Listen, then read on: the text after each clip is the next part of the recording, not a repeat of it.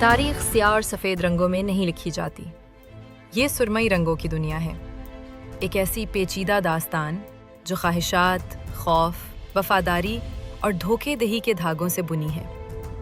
20ویں صدی کی آخری دہائی میں مشرق وسطیٰ کے قلب میں ایک ایسا بحران پیدا ہوا جس نے نہ صرف طاقت کا نقشہ بدل دیا بلکہ پاکستان کو اس کی تاریخ کے سب سے خطرناک سفارتی رسے پر چلنے پر مجبور کر دیا۔ ایک غلط فیصلہ یا تو عالم اسلام میں اس کے قائدانہ کردار کو مستحکم کر سکتا تھا یا اس کے نازک سیاسی منظرنامے کو بکھیر کر رکھ سکتا تھا۔ یہ کہانی ایک ایسی جنگ کی ہے جو ہزاروں میل دور لڑی گئی، لیکن جس کے جھٹکوں نے اسلام آباد کی دہلیز پر طوفان برپا کر دیا۔ اس کہانی کا آغاز 2 اگست 1990 کو ہوا۔ دنیا نے حیرت اور بے یقینی کے عالم میں دیکھا جب عراق کی فارمیڈیبل فوجی مشین اپنے آہنی ہاتھوں والے رہنما صدام حسین کے حکم پر اپنے چھوٹے تیل کی دولت سے مالا مال پڑوسی ملک کویت کی سرحد عبور کر گئی۔ اس حملے کا جواز ایک سنگین الزام تھا۔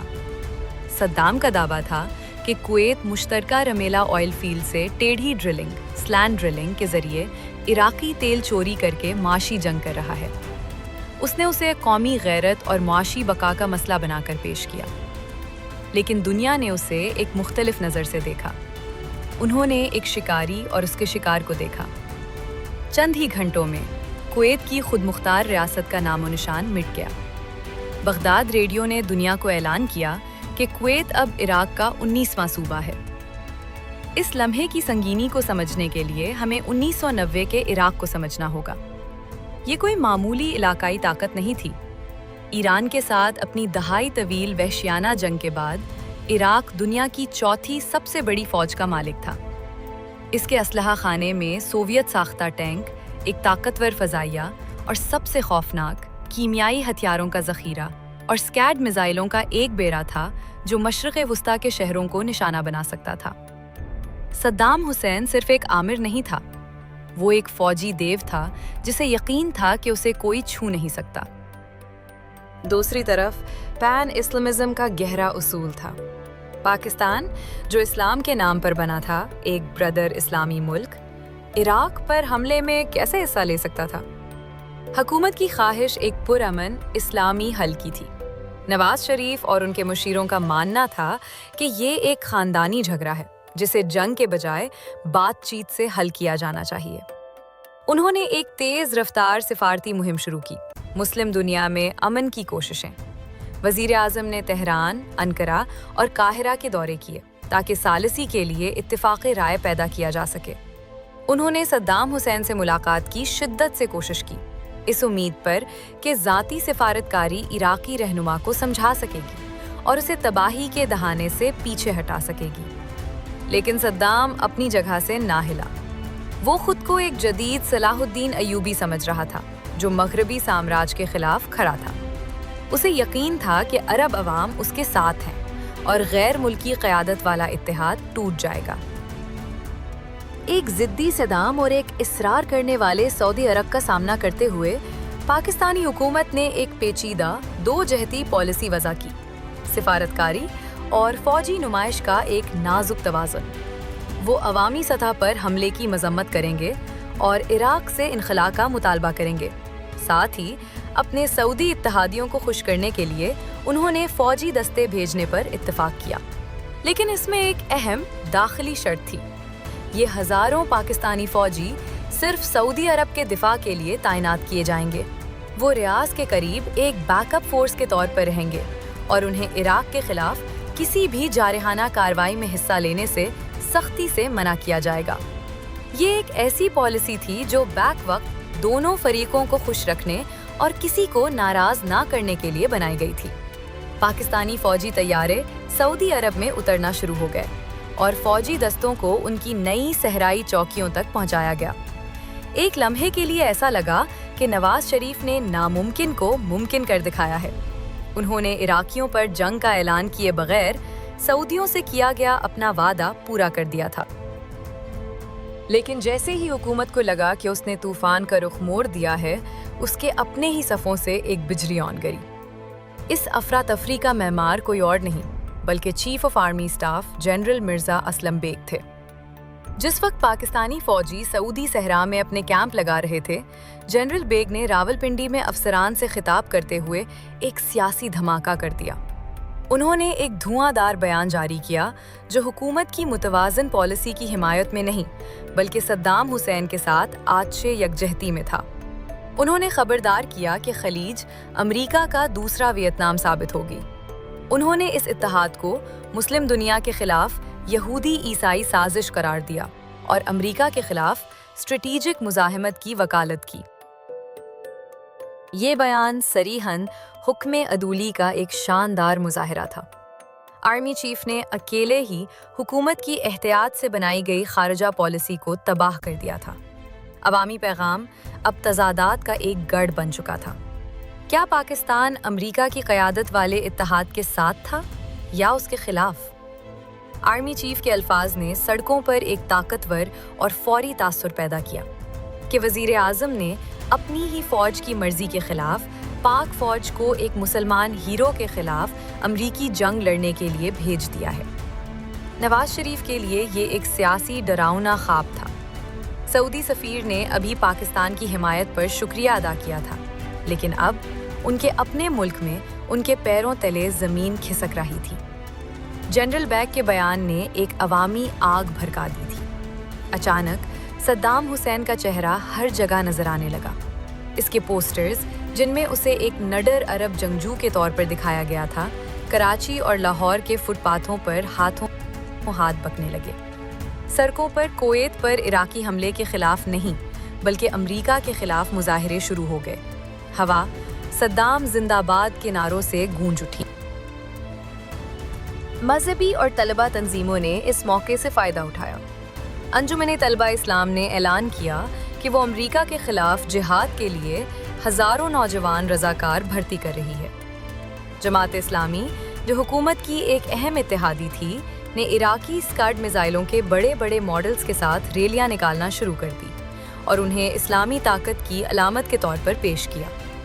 ایک طاقتور بیانیہ تیار کیا گیا: صدام حسین امت کا ہیرو ہے جو بہادری سے بڑے شیطان امریکہ کا مقابلہ کر رہا ہے۔ یہ بیانیہ یقیناً حقائق کو آسانی سے نظر انداز کر رہا تھا۔ سچ یہ تھا کہ صدام نے کسی مغربی طاقت پر حملہ نہیں کیا تھا۔ اس نے ایک چھوٹے پڑوسی مسلم ملک پر حملہ کر کے اسے تباہ کر دیا تھا۔ اس کا حریف صرف امریکہ نہیں تھا بلکہ 34 ممالک کا اتحاد تھا، جس میں سعودی عرب، مصر، شام اور مراکش جیسی کئی مسلم ممالک کی افواج شامل تھیں۔ مزید برآں، تاریخ میں ایک تلخ ستم ظریفی بھی تھی۔ یہ وہی صدام حسین تھا جس نے ایک اور مسلم ملک ایران کے خلاف تقریباً 1 دہائی تک وحشیانہ جنگ لڑی تھی، اور اس جنگ میں اس کے بنیادی اتحادی کوئی اور نہیں بلکہ امریکہ اور برطانیہ تھے۔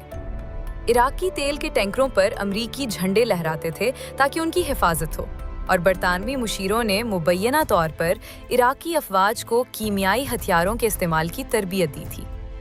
صدام کی جنگ کبھی بھی اسلام اور مغرب کے درمیان جنگ نہیں تھی، یہ طاقت کا ایک بے رحمانہ کھیل تھا۔ لیکن 1991 میں پاکستان کے جذباتی ماحول میں حقائق جذبات کے شور میں ڈوب گئے۔ 17 جنوری 1991 کو عراق کے انخلا کی ڈیڈ لائن ختم ہو گئی۔ اتحادیوں کی فضائی مہم آپریشن ڈیزرٹ سٹارم شروع ہوئی۔ 42 دن اور راتوں تک اتحاد نے بے مثال فضائی طاقت کا طوفان برپا کر دیا۔ عراق کا فوجی اور صنعتی ڈھانچہ جو دہائیوں میں بنایا گیا تھا، منظم طریقے سے تباہ کر دیا گیا۔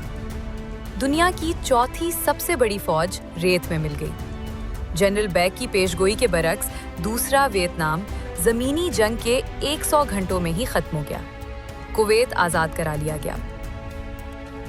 پاکستان میں اس بحران کے سیاسی نتائج ابھی شروع ہو رہے تھے۔ پاکستان کے کردار پر پیدا ہونے والے تنازع کے وزیر اعظم نواز شریف کو 2 فوری نتائج بھگتنے پڑے۔ پہلا، ان کا حکومتی اتحاد ٹوٹ گیا۔ جمعیت علماء اسلام JUI، جو ان کے اتحاد میں ایک مذہبی جماعت تھی، احتجاجاً الگ ہو گئی۔ کابینہ میں ان کے نمائندے مولانا عبدالستار خان نیازی، جو ایک شعلہ بیان مقرر تھے، نے استعفیٰ دے دیا اور حکومت پر مسلم کاز سے غداری کا الزام لگایا۔ دوسرا، اور زیادہ اہم، وزیر اعظم اور ان کے army chief general Aslam Baig کے درمیان تعلقات ناقابل تلافی حد تک خراب ہو گئے۔ اعتماد ختم ہو چکا تھا۔